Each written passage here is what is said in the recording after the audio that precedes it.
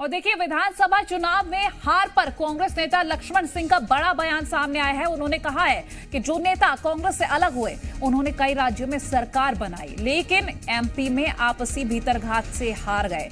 ऐसा ना हो मध्य प्रदेश में अगली सरकार दूसरी अलग हुई कांग्रेस की हो। वहीं दिग्विजय सिंह के ईवीएम पर सवाल उठाने पर लक्ष्मण सिंह ने पलटवार किया। उन्होंने कहा कि राज्यसभा सदस्यों को अपना आकलन करने की जरूरत है। ये ईवीएम का दोष नहीं बल्कि भीतरघात है।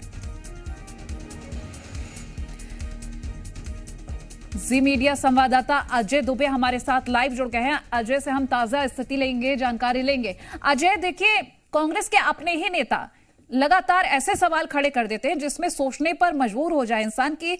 वो सवाल भी कई जगह सही लगता है, लेकिन कांग्रेस की ओर से सफाई भी दे दी जाती है। अभी फिलहाल एक और नया सवाल खड़ा हो गया ईवीएम को लेकर। देखिए, कांग्रेस के नए पीसीसी चीफ जो बने हैं जीतू पटवारी, अलग अलग बैठकों, अलग अलग संगठनों के जरिए मंथन कर रहे हैं कि आखिर आखिर कांग्रेस क्यों हारी विधानसभा चुनाव में। तमाम मुद्दे होने के बावजूद कांग्रेस को करारी हार का सामना करना पड़ा। ऐसे में कांग्रेस के ही नेता अलग अलग बयान देते नजर आते हैं। भीतरघात की बात लक्ष्मण सिंह भी कह रहे हैं। वो साफ तौर पर कह रहे हैं कि कांग्रेस में भीतरघात की वजह से कांग्रेस हारती है, और जो कांग्रेस से निकलकर भारतीय जनता पार्टी और अलग अलग पार्टियों में जो शामिल हुए हैं, वो जब जाते हैं दूसरे पार्टी में, तो उसी पार्टी कांग्रेस के ही नेता अलग अलग पार्टियों में जाकर जीत दिलाए हैं अलग अलग राज्यों में।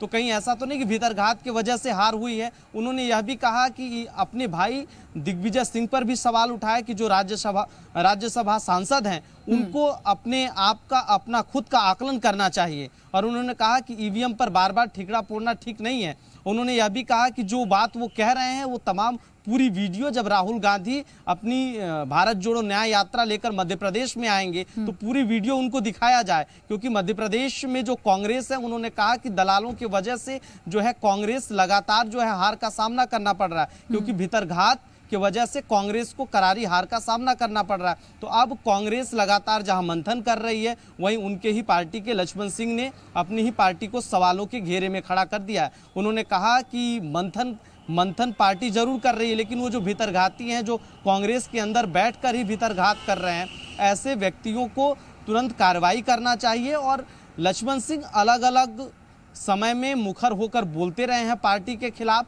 अब पार्टी उनके बातों को कितना तवज्जो देती है तो देखने वाली बात होगी। लेकिन उन्होंने यह भी कहा कि जो कांग्रेस पार्टी का विरोध करता है, उसे सांसद प्रतिनिधि के तौर पर बनाया जाता है। तो उन्होंने अपनी पार्टी और अपने भाई पर भी सवाल खड़े किए हैं। अब देखना होगा कि कांग्रेस उनकी बातों को लेकर कितना चिंतन और मंथन करती है। चलिए, बहुत शुक्रिया अजय, ये तमाम जानकारी हमसे साझा करने के लिए। तो देखिए, कांग्रेस में कितना आत्मचिंतन होता है, आत्ममंथन होता है, ये तो वक्त बताएगा, क्योंकि लोकसभा चुनाव अब सिर पर हैं। मुझे बड़ा बुरा लगता है कि आज उनका नाम मिस्टर बंटाधार रखा है, बीजेपी ने रखा है। 20 साल पहले रखा था और वो नाम आज भी चल रहा है। क्यों चल रहा है, इसका आकलन करना भी जरूरी है। ऐसा क्या किया है? जनता की सेवा की, विकास किया, लेकिन बंटाधार नाम क्यों पड़ा और क्यों चला, और क्यों बीजेपी को वोट मिलते हैं बंटाधार होते? बंटाधार एक नाम लेते हैं और वोट मिल जाते हैं उनको। ऐसा क्यों हो रहा है? ऐसा फिर इसलिए हो रहा है कि ये दलाल इनको छोड़ने वाले नहीं है। इन दलालों को बिठाने का काम आप और हम सब करेंगे।